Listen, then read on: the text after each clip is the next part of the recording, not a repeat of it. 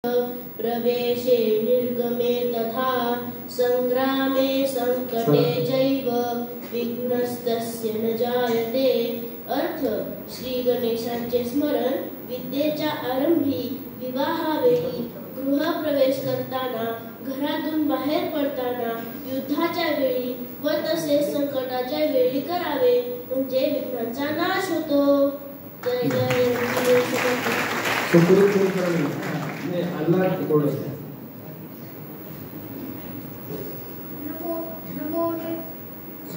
सगळे माईक चालूच ठेवा।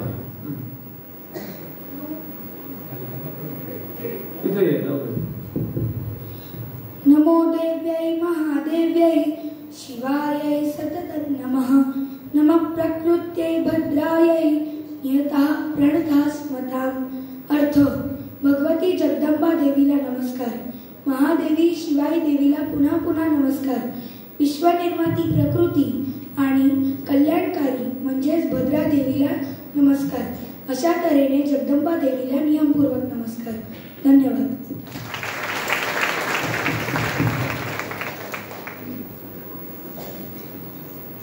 सुकृत ऐश्वर्यस्य समग्रस्य धर्मश्च यशसः श्रियः ज्ञानवैराग्ययोश्चैव षट्नाम भगैति रणा। अर्थ, सर्व प्रकारची श्रीमंती, धर्म, यश, उदारता, ज्ञान आणि वैराग्य ही 6 प्रकारचे ऐश्वर्य म्हणजे भाग्य, आणि ही ज्याच्याकडे आहेत तो भगवंत म्हणजेच ईश्वर। जय जय रघुवीर समर्थ। भोगे रोग भयं सुखे क्षय भयं विद्येषु राज्ञो भयं माने दैन्य भयं बले रिपु भयं रूपे जराया भयं विद्यावाद भयं गुणे खल भयं काये कृतान्तात् भयं सर्वे वस्तु भयावहं नृणां विष्णु पदं निर्भयम्। अर्थ, भोगाला रोगाचे भय, सुखाला ते केव्हा तरी कमी होईल याचे भय, पैशाला राजाचे किंवा चोराचे भय, मानाला केव्हा तरी दैन्य येईल याचे भय, रूपाला म्हातारपणाचे भय, शरीराला मृत्यूचे भय व तसेच सद्गुणांना दुष्टांचे भय। या जगात सर्वच गोष्टी भीतिग्रस्त आहेत। एकमेव अशी गोष्ट जी भीतिग्रस्त नाही ती म्हणजे भगवंताचे चरण। त्याला गेलेल्याला कोणतीही भीती नसते। थँक्यू।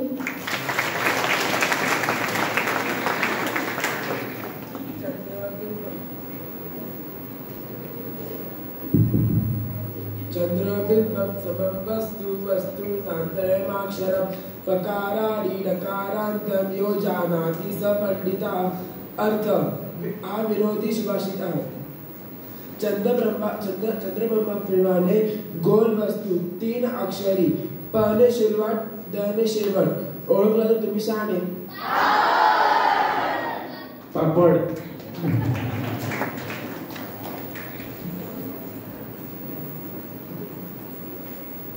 शोचन्ति चामयो यत्र विनश्यत्याशु तत्कुलं न शोचयन्ति तु यत्रेता वर्धते तद्धि सर्वदा। अर्थ, ज्या घरात स्त्रिया दुःखी असतात, निराश असतात, त्या घराचा, कुटुंबाचा नाश होतो, आणि ज्या घरात स्त्रियांवर कोणत्याही प्रकारचा अन्याय होत नाही,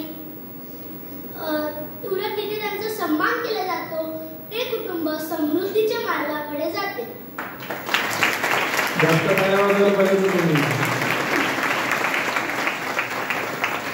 नाहं जानामि केयूरे नाहं जानामि कुण्डले नूपुरे त्वभिजानामि नित्यं पादाविबन्धनात्। अर्थ, श्रीराम जेव्हा ऋषभ पर्वतावर होते तेव्हा त्यांनी जानकीचे दागिने दाखवून लक्ष्मणाला विचारले। ते बोलले की हे दागिने तुझ्या बहिणीचेच आहेत का, ते ओळख। त्यावर लक्ष्मण असे म्हणाला, ही केयुरे म्हणजेच बाहुभूषणे मी ओळखत नाही, ही कुंडले देखील मी ओळखत नाही, पण ही नुपुरे म्हणजेच पैंजण मात्र मी ओळखतो, कारण मी वहिनींना रोज नमस्कार करायचो, त्यामुळे ती माझ्या ओळखीची झाली आहेत। थँक्यू म्हणूनच झाले। थँक्यू तुम्हाला कुठं शिकवलं काय? कालो वा कारण मध्ये संशयो माभूत राजा कालस्य कारणम। अर्थ भीष्म युधिष्ठिरांना सांगतात, आजच्या देशात परिस्थितीला काळ कारणीभूत आहे का राजा कारणीभूत आहे असा संशय येऊ देऊ नकोस। राष्ट्राच्या उन्नतीला किंवा अवनतीला फक्त राजा जबाबदार असतो। एतद्देशप्रसूतस्य सकाशादग्रजन्मनः स्वं स्वं चरित्रशिक्षेरन् पृथिव्या सर्वमानवाः। अर्थ या आपल्या भारतात जन्माला आलेली अनेक महामानव इतकी महान आहेत की त्यांनी आपल्या आचरणाने पृथ्वीवरील सर्व मानवांना जणू सदाचरणाचे शिक्षणच दिले आहे। चंद्रहीना यथा रात्रि सूर्यहीनो दता दिनं रूपहीन यथा राष्ट्रं गुरुहीनं दता नराः। अर्थ चंद्र प्रकाशाशिवाय जी अमावास्येची रात्र असते, सूर्याचा प्रकाश नसताना जसा दिवस असतो, ज्या राष्ट्राला राजा नाही तेथे ज्याप्रमाणे विकास होत नाही त्याचप्रमाणे सद्गुरूशिवाय मनुष्य आपले कल्याण साधू शकत नाही।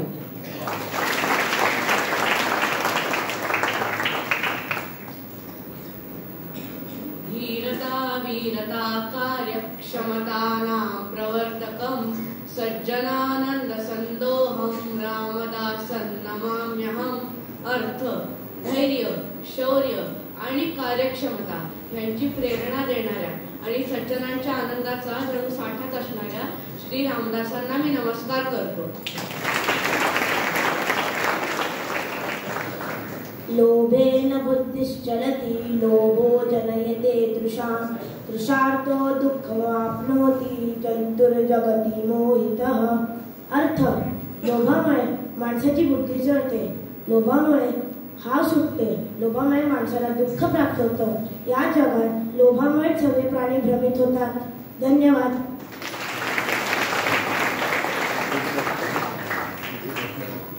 मद्यपस्य कुतः सत्यं दया मांसाशिनः कुतः कामिनश्च कुतो विद्या निर्धनस्य कुतः सुखम्। अर्थ दारूच्या व नशेच्या आहारी गेलेल्या माणसाकडून आपण सत्य बोलण्याची अपेक्षा कशी करावी, मांसाहार करणाऱ्या माणसाला दया कशी वाटेल, तसेच परस्त्रीचे आकर्षण वाटणाऱ्या माणसाला विद्येत यश कसे येईल आणि सत्य, दया आणि विद्येने प्राप्त होणारी संपत्ती त्याच्याजवळ नसल्याने तो सुखी कसे काय होईल बरे। धन्यवाद।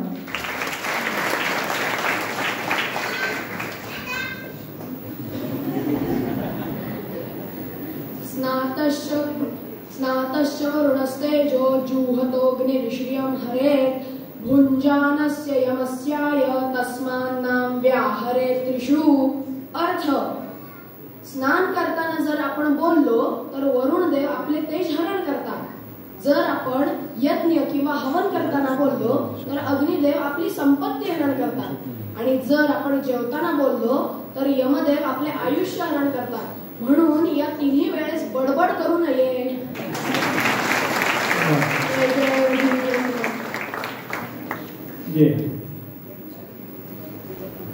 राम हा देव देवांचा देव प्रत्यक्ष सोडिले, काजली गोष्ट वैकुंठी माजली सचराचरी। अर्थ रावणाच्या तुरुंगातून देवांनाही सोडणारा श्रीराम हा देवांचा देव ठरला आणि ही गोष्ट सर्वत्र गाजली। जय जय रघुवीर समर्थ।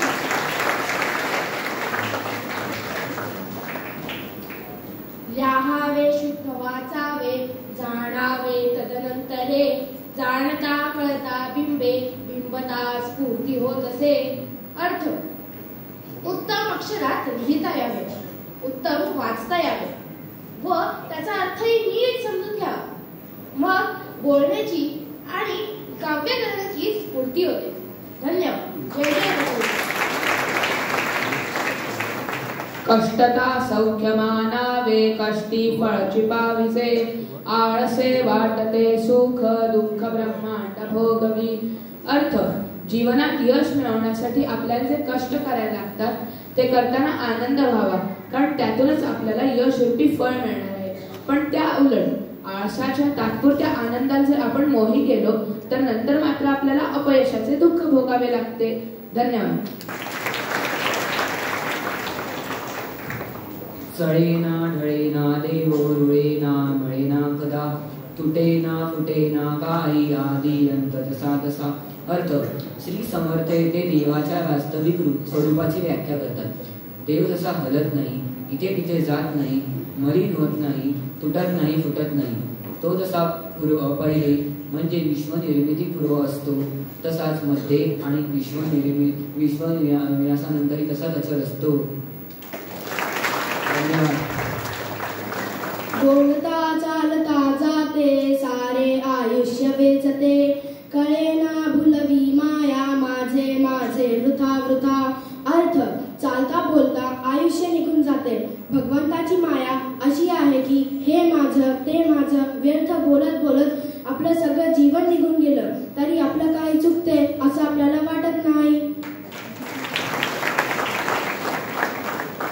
तन को जोगी सब करे, मन को करे न कोय, सहज सब सिद्धि पाए, जो मन जोगी होय. अर्थ शरीराला साधू बनवणारे पुष्कळ भेटतील, पण मनाला खरे साधुत्व शिकवणारे विरळेच. पण एकदा का मनाला विरागी साधू बनवले की आपल्याला सर्व सिद्धी प्राप्त होतात.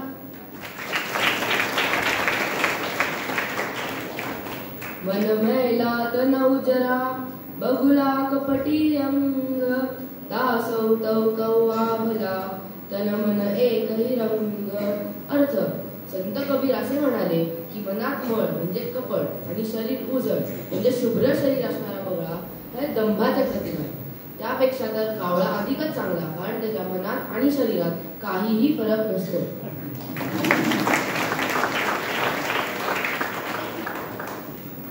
सहज मिले सो दूध बराबर, मांग लिया सो पानी, खींच लिया सो खून बराबर, कह गई कबीर बानी. माणसाला जे न मागता सहज मिळते ते दुधाप्रमाणे पवित्र असते, जे मागितले जाते ते पाण्याप्रमाणे असते आणि जे हिसकावून घेतले जाते ते रक्ताप्रमाणे असते. धन्यवाद. में है साइया खाली घटना कोय, बलहारी तो उस घट की जो घट पर घट होय. अर्थ परमेश्वर सर्वांच्या शरीरात आहे, असे एकही शरीर नाही ज्यात तो नाही, पण कौतुक मात्र त्याच शरीराचे होते जिथे तो प्रगट झाला.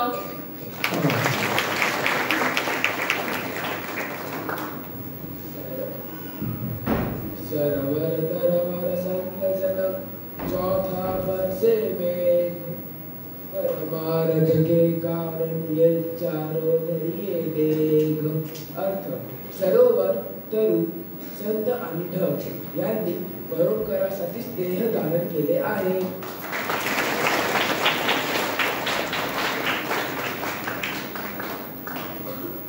एक सुभाषित आहे की या जगामध्ये रत्न नावाची गोष्ट म्हणजे मौल्यवान गोष्टी पैकी रत्न आपण फार मौल्यवान मानतो. तो सुभाषितकार म्हणतो पृथिव्याम त्रीणी रत्नानी, पृथ्वीवरती फक्त 3 रत्न आहेत म्हणजे किमती गोष्टी 3च आहेत. जलम, अन्नम, सुभाषितम. पाणी अत्यावश्यक आहे, अन्न अत्यावश्यक आहे आणि सद्विचार सुभाषित आवश्यक आहे. म्हणाले मूर्ख माणसं मूर्खैहि पाषाण खंडेषु रत्न संज्ञा अभिधीयते. मूर्ख माणसं दगडाच्या तुकड्यांना रत्न असं म्हणतात. सद्विचार हा आयुष्यावर उपयोगी पडणारा असतो. एक चांगला विचार मिळाला, फक्त मना सज्जन, एक मनाचा श्लोक घ्या, कुठल्या वृत्तात आहे ते सुभाषित सोडून द्या, कुठल्या भाषेत आहे सोडून द्या, पण एक सुभाषित आपल्याला आयुष्य बनवण्याकरता उपयोगी होतो. आणि असं अतिशय सुंदर सुभाषिताचा हा पाठांतर सगळ्यांचं पाठ झालंय. बरं, मी त्यातल्या त्यात कच्ची मुलं इथं उभी केली, कारण ज्यांना आता आमचा प्रदेश आहे ना तो दरवर्षी बक्षीस मिळवतोय. 24च्या 24 तुला म्हटलं तुला नाही मी देणार, नवीन मुलं आली पाहिजेत आणि ती परफॉर्म करते झाली. पुष्कळ मुलं आहेत, गोपाळ आहे, पुष्कळ मुलं इथं अशी आहेत की त्यांची सगळी सुभाषित पाठ आहे. त्यांना म्हटलं तुम्हाला नाही, एकच सुभाषित पाठ आहे त्याला उभा करतो, त्याचा उत्साह वाढला पाहिजे ना. ते रिझर्वेशन वगैरे म्हणतात ना काय, ते इथं कमी येते त्यालाही आपण जरा ढकलायचा आणि मग केव्हा तरी त्यांना येतं की अरे येतंय आपल्याला. एकदा कॉन्फिडन्स लेवल वाढली की मुलं वाटेल ते काम करू शकतात आणि ही कॉन्फिडन्स लेवल वाढवण्याचं काम या संस्कार शिबिरामध्ये चालतं. असो, त्यानंतर अतिशय महत्वाचा कथाकथनाचा इथे कार्यक्रम छोटासा होणार आहे. परमादरणीय डॉक्टर रसिकाताई ताम्हणकर यांनी या मुलांना आजीच्या प्रेमाने शिकवलंय. आजीच्या प्रेमाने, खूप प्रेम. आमच्या सगळ्या शिक्षकांच्या मध्ये सगळ्यात प्रेमळ ताम्हणकर काकू आहे की सगळ्याचा बॅलन्स साधून होईल रे. मी रागावलो किंवा अजून योगे किंवा रागावले, अजून कुणी रागावलं तरी या मुलांना समजावून ही आजी सांगते. आजारी असला मुलगा त्याची काळजी ही आजी घेते आणि खूप मोठी माणसं व्यवहारात ती. पण इथे समर्थांच्या सेवेला आपण आलोय म्हणून मी काकूला विनंती करतो की त्यांनी कथाकथनाचा पुढचा कार्यक्रम घेण्याकरता माईक ताब्यात घ्यावा. श्री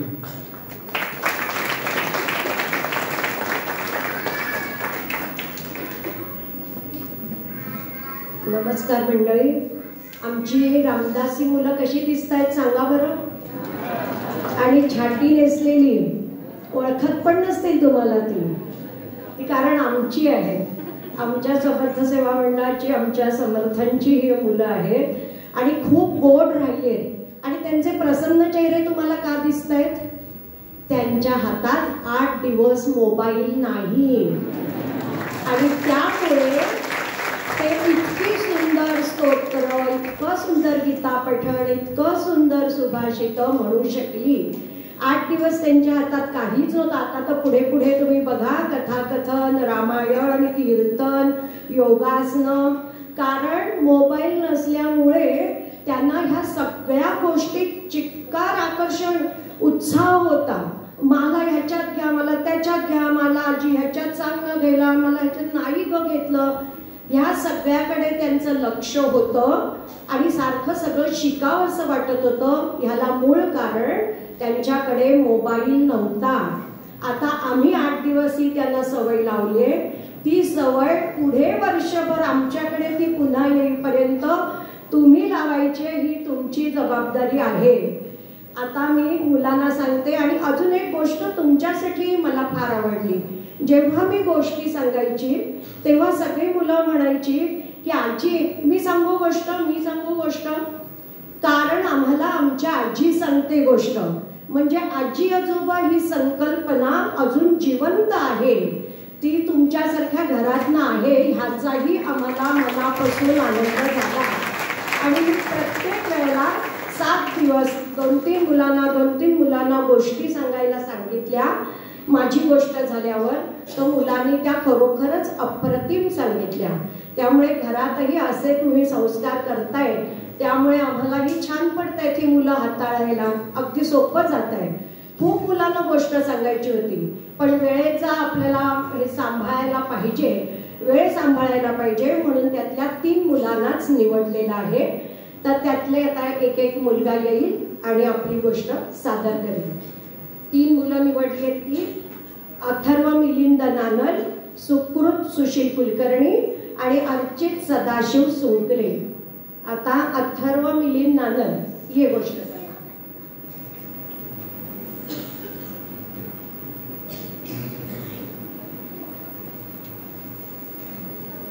नमस्कार.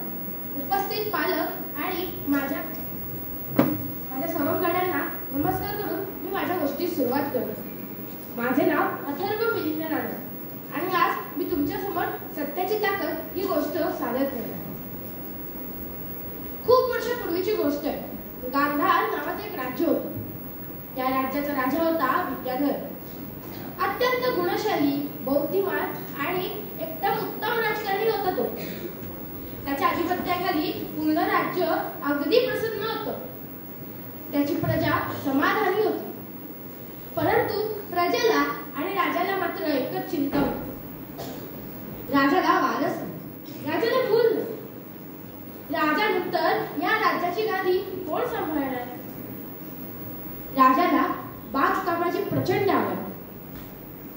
तो वेगवेगळ्या राष्ट्रातनं वेगवेगळ्या प्रकारची बी बियाणे मागवत आणि फावलेल्या वेळेत बनवलेल्या सुंदरशा बागेत पेरत. तो रोज त्यांच्याशी गोड शब्द बोलत, त्याला पाणी घालत, त्याची देखरेख करत, अगदी पोटच्या मुलासारखं त्याला सांभाळत. परंतु आपल्याला मूल नाही, आपल्याला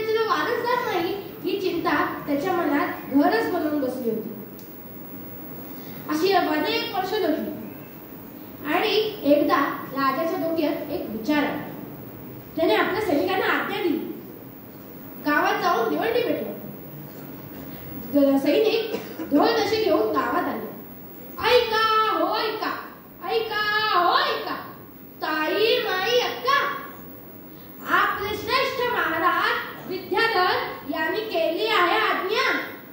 आज संध्याकाळी सर्व बालकांनी राजदरबारात यायचं आहे.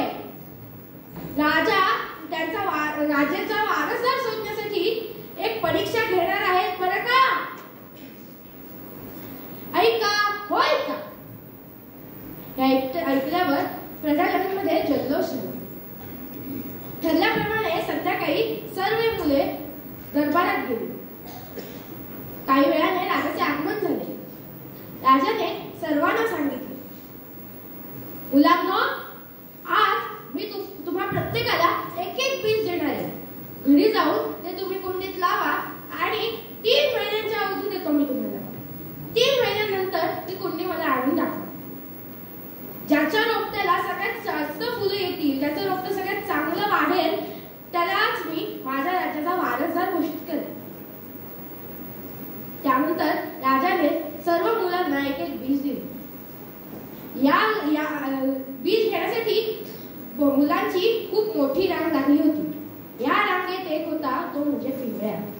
अत्यंत गरीब मुलगा. त्याचे बाबा शेतकरी होते. त्याला घरातली कामं कर, अभ्यास कर, यातनं त्याच्या बागकामाच्या आवडीला जोपासायचा वेळच मिळायचा. पण आता आपल्याला बीज मिळतंय, राजा देतोय, किती चांगलं रोपटं असेल, आपल्याला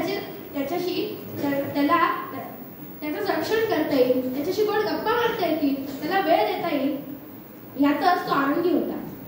मग राजगादी तर दूरचीच गोष्ट. पिंगळ्याने बीज घेतलं आणि उड्या मारत मारत घरी गेला. एक छानशी कुंडी घेतली, त्यात माती घातली, खतं घातली आणि त्यात ते बीज रोवलं. रोज शाळेत आल्यावर तो त्या झाडाला पाणी घालत, त्याच्याशी गोड शब्द बोलत, अगदी नीट काळजी घेत त्याची. हळूहळू 1 महिना उलटला, परंतु या बीजाला अंकुरच फुटेना. पिंगळ्या चिंतित झाला. म्हणाला, ठीक आहे, या महिन्यात तर बीज उगेल. दुसरा महिना अर्धा संपला तरी या बीजाला अंकुर फुटेनाच. पिंगळ्या रडायला लागला, दुःखी झाला. अहो, पुढच्या 1 तारखेला त्याला ही कुंडी घेऊन राजाला दाखवायची आहे आणि अजून या बीजाला अंकुर फुटला नाही. रोपट्याला फुलं यायला हवी, रोपटं चांगलं बहरायला हवं. मी माझ्या कामात यशस्वी होणार की अयशस्वी होणार की काय, चिंता होती. हळूहळू अर्धा महिना उलटला आणि ती 3ऱ्या महिन्याची 1 तारीख आहे.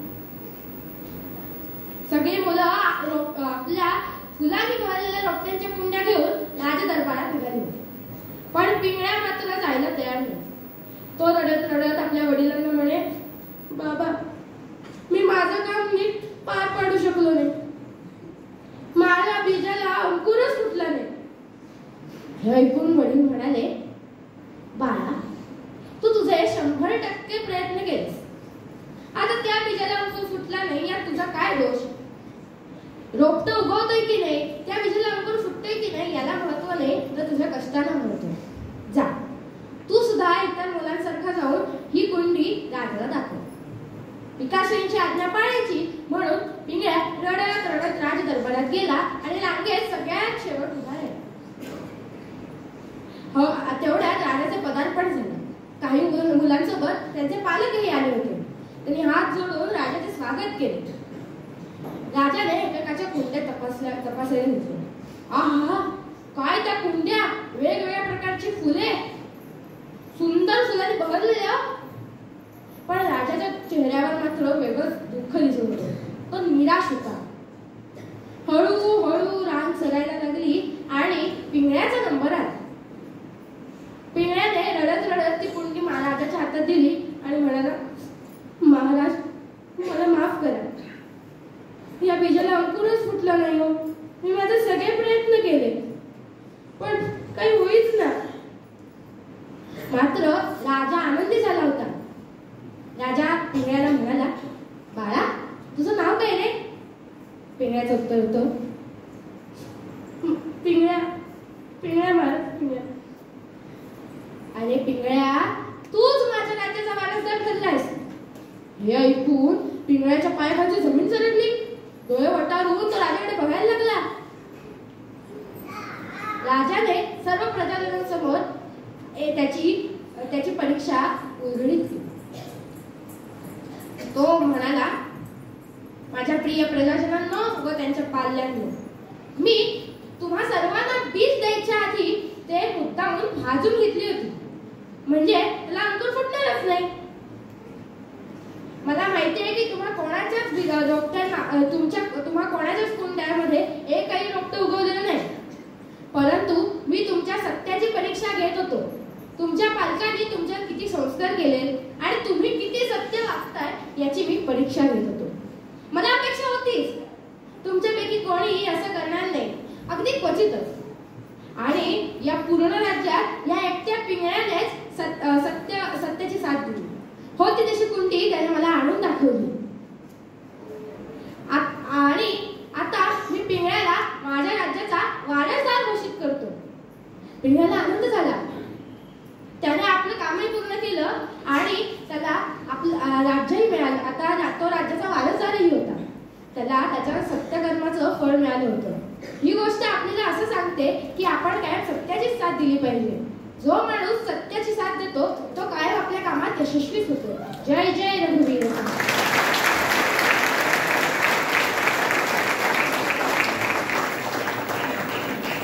छान सांगितलेलं, एकदम गोड आहेत सगळी मुलं. दुसरा आहे सुकृत सुशील कुलकर्णी.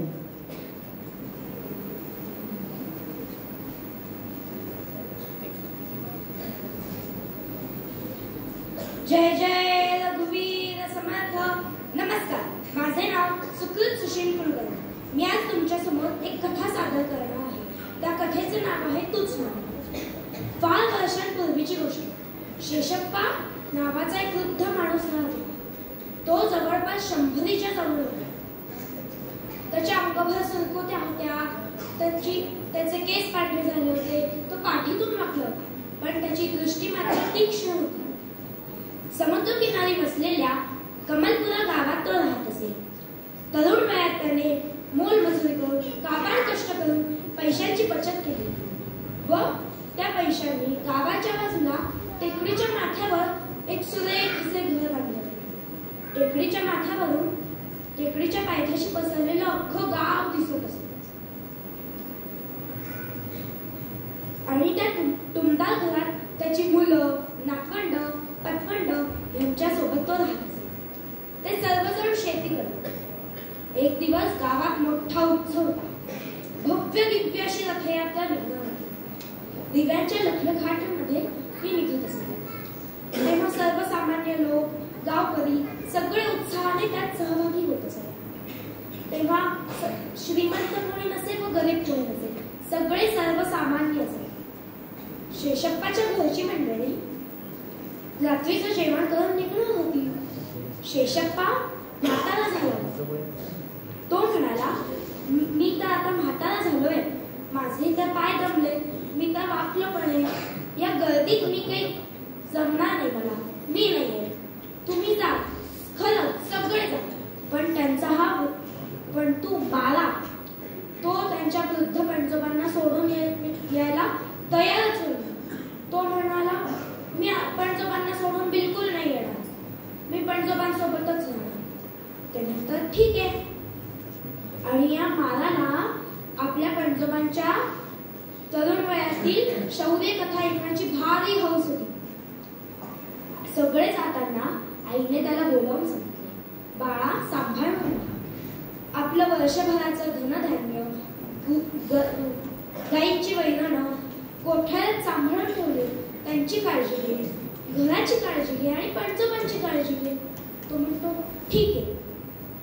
आणि मग सगळे जातात, रथयात्रेला निघतात.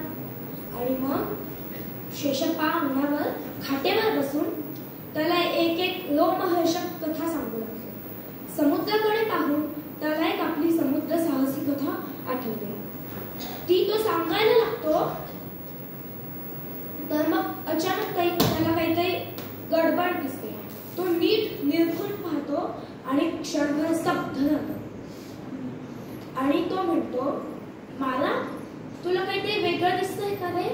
असं समुद्र मागे हटलाय आणि खेळाचं असं मैदान झालेलं दिसतंय. तुला दिसतंय का रे? का मला दृष्टीभ्रम होतोय? तू बघ, तू लहान आहेस, तुझी दृष्टी तीक्ष्ण आहे, तू बघ एकदा. तो लहान असल्यामुळे त्याची दृष्टी तीक्ष्ण असते. तो बघतो, तो बोलतो, हो हो, असं समुद्र मागे हटलाय, असं खेळाचं मैदान आहे. शेषप्पा म्हणतो, आणि त्याच्यावर असे खेकडे आणि लाल मासे दिसतात का तुला? तो बोलतो, हो हो, असे खेकडे आणि लाल मासे सुद्धा दिसतात. आणि मग असे वाळवंटाचे असे ढीग जमलेले दिसतात का? तो हो. आणि मग शेषप्पा म्हणतो, हे काहीतरी विचित्र आहे. आणि तो म्हणतो, मला दर 80-82 वर्षांनी एक वावटळ येतं. ते काही असं रोज नाहीये. तळ समुद्रात भूकंप झाल्यानंतर अशा सैतानी लाटा येतात, तेव्हा ते वावटळ होतं. त्याला आपण त्सुनामी असे म्हणतो आणि जपानी भाषेत त्याला त्सुनामी असे म्हणतात. बाला म्हणतो, ह्याने काय होतं पण जेव्हा? तर तो म्हणतो, ह्याने अख्खं गाव उद्ध्वस्त होतं, काहीच राहत नाही, सगळा विध्वंस होतो. मग मी खाली जाऊन पटकन सगळ्यांना बोलवून येऊ का वरती? ते म्हणतात, अरे बाळा, तू तर लहान आहेस, तुझे पाय असे लहान लहान आहेत, तू जाईपर्यंत ती जी त्सुनामी आहे ती होऊन जाईल, ते संकट ते होऊन जाईल. नको, तू तसा नको जाऊस. मग तो मला बोलतो, आपण दोघं मिळून जोरात ओरडूयात आणि मग त्यांच्यापर्यंत आवाज जाईल आणि मग ते परत येतील. मग शेषप्पा म्हणतो, अरे आपण जरी जीवाच्या आकांताने जरी ओरडलो ना, तरी त्यांच्यापर्यंत आपला आवाज काही जाणार नाही, कारण मी म्हातारा आहे आणि तू असा लहान आहेस, त्यामुळे असं नाही होणार. तर मग शेषप्पा 5 मिनिटं विचार करतो आणि सांगतो माराला, मारा, जाऊन लाकडं आणि काडेपेटी घेऊन ये. आता तो जातो, घरात जातो, लाकडं आणि काडेपेटी घेऊन येतो. आणि शेषप्पा अख्ख्या घरालाच आग लावून टाकतो. आणि मग आणि वर्षभराचं धनधान्य असतं आणि गायींची वैरण असतात, त्याला सुद्धा आग लावून टाकतो, त्या कोठाऱ्याला आग लावून टाकतो. आणि मग हा मला म्हणतो, अहो पण जोबा, हे काय केलं तुम्ही? आपलं एकुलतं एक घर होतं, आपलं एकुलतं एक सगळं वर्षभराचं धनधान्य याच्यात होतं, आता काय करायचं? आणि ह्याच्यावर शेषप्पा काहीच बोलत नाही. खाली रथयात्रा धूमधडाक्यात चालू असते. एक माणूस वरती बघतो आणि बोलतो, अरे शेषप्पाच्या घराला आग लागली, अरे शेषप्पाच्या घराला आग लागली. सगळे एकदम आश्चर्यचकित होतात. आणि शेषप्पाचं सगळ्यांचं शेषप्पावर भरपूर प्रेम असतं, ते लगेच धावत सुटतात. आणि ही बातमी शेषप्पाच्या घरातल्यांना सुद्धा कळते. सगळे जोरात धावत जातात आणि बघतात तर घराला आग लागली आहे. आणि शेषप्पाला आणि मालाला सुरक्षित बघून त्यांना थोडंसं बरं वाटतं. तेवढ्यात त्यांचा मुलगा पुढे येतो आणि म्हणतो, बाबा, आपल्या घराला आग कोणी लावली? मग शेषप्पा म्हणतो, मी लावली, या हातांनी. आणि मग तो म्हणतो, पिताजी, तुम्ही भ्रमिष्ट नाही झालात? आपल्यावर आता कटोरा घेऊन भीक मागण्याची वेळ आली आहे, हे काय केलं तुम्ही? याच्यावर शेषप्पा काहीच बोलत नाही आणि समुद्राकडे बोट दाखवतो आणि एकदम अशा राक्षसी लाटा जोरात वाहत असतात. आणि सगळ्यांना जणू दातखिळीच बसल्यासारखे होते. पण नशिबानं गावात कोणी नसतं. शेषप्पाच्या प्रेमात हातात सगळे वरती आलेले असतात, त्यामुळे अख्खं गाव वाचतं आणि सगळ्यांना जणू दातखिळ बसल्यासारखीच होते. तेवढ्यात गावातला सरपंच पुढे येतो आणि म्हणतो, शेषप्पा, तू स्वतःचं घर चालून अख्ख्या गावाचे प्राण वाचवलेस, तू किती महान आहेस. आणि मग तो बोलतो, या जगात एकूण 4 प्रकारची माणसं असतात. एक म्हणजे निस्वार्थी, फक्त इतरांसाठी जगणारे. दुसरे म्हणजे सर्वसामान्य, स्वतःसाठी थोडं आणि दुसऱ्यासाठी थोडं जगणारे. तिसरे म्हणजे स्वार्थी, फक्त स्वतःसाठी जगणारे. आणि चौथे म्हणजे त्यांना सगळं अहितच करायला आवडतं, सगळं विध्वंसच करायला आवडतो. आणि मग तो म्हणतो, तुम्ही यातल्या पहिल्या प्रकारात मोडता. जशी मेणबत्ती असते बघा, स्वतः जवळ अख्ख्या जगाला प्रकाश देते, तसे आहात तुम्ही. आपण असा बोध घ्यायला हवा की शेषप्पासारखे आपण सुद्धा पहिल्या प्रकारात म्हणूयात, आपण सुद्धा निस्वार्थी बनवूयात. आणि मग ह्याच्यावर शेषप्पा काहीच बोलत नाही, शांतपणे उभा राहतो. मी इथे माझी कथा थांबवतो. जय जय